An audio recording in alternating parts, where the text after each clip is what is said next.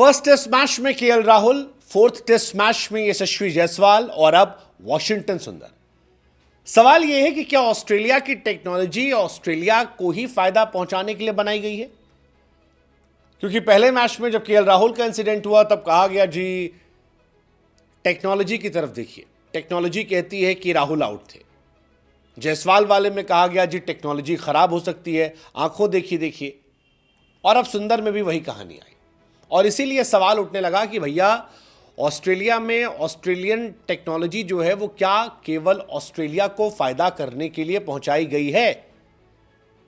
क्योंकि जिस तरह से वॉशिंगटन सुंदर को फिफ्थ टेस्ट मैच में आउट दिया गया, उस आउट को लेकर कंट्रोवर्सी शुरू हो गई है और ये सवाल उठ रहा है कि यार क्या टेक्नोलॉजी की मदद से ऑस्ट्रेलिया बेईमानी कर रही है?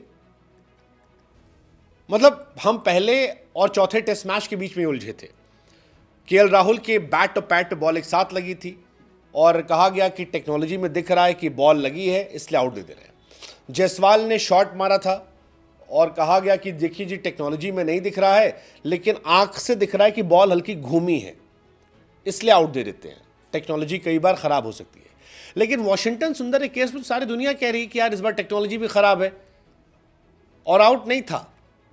राहुल को स्पाइक पे आउट दिया गया, जायसवाल को आउट दिया गया, स्पाइक नहीं है लेकिन डिफ्लेक्शन है।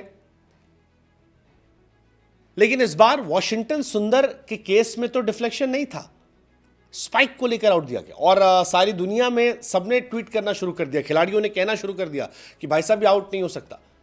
इंग्लैंड के कैप्टन थे माइकल वॉन जो वहां पर कमेंट्री भी कर रहे हैं, उन्होंने कहा यार no way is that out, ये आउट नहीं हो सकता, ये एक गलत फैसला है।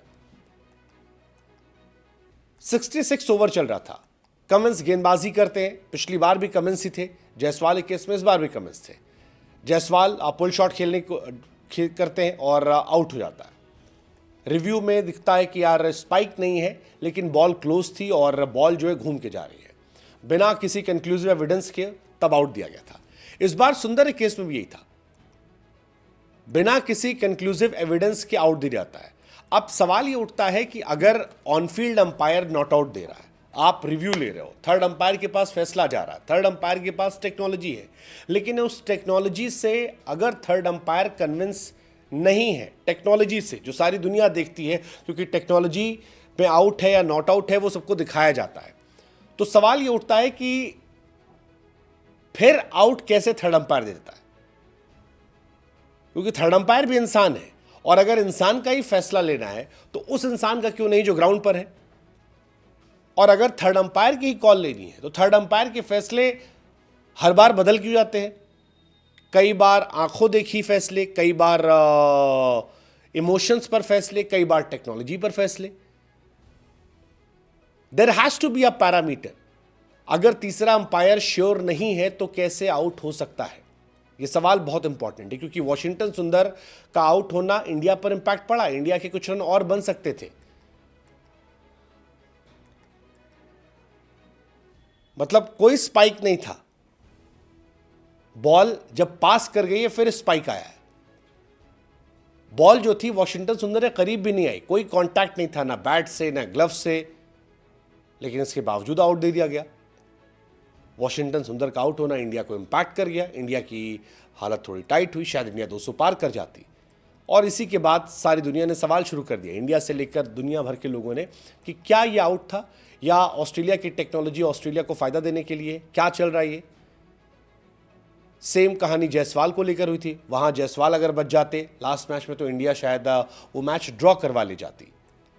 राहुल के मामले में भी यही हुआ था, पर्थ के फर्स्ट मैच में बैट और पैड दोनों लगा था और आउट दे दिया गया, जबकि पैड टकराया था। इंडिया 185 पर ऑल आउट हो जाती है, ऑस्ट्रेलिया 9 रन पर 1 विकेट गंवा देती है।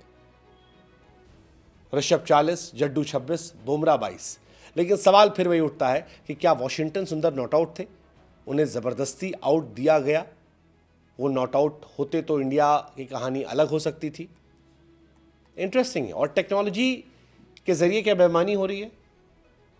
सवाल तो उठेंगे ना भाई, हर बार पैरामीटर चेंज होता है, कभी आंखों देखी, कभी मशीन, कभी भावनाएं, कैसे चलेगा ऐसे?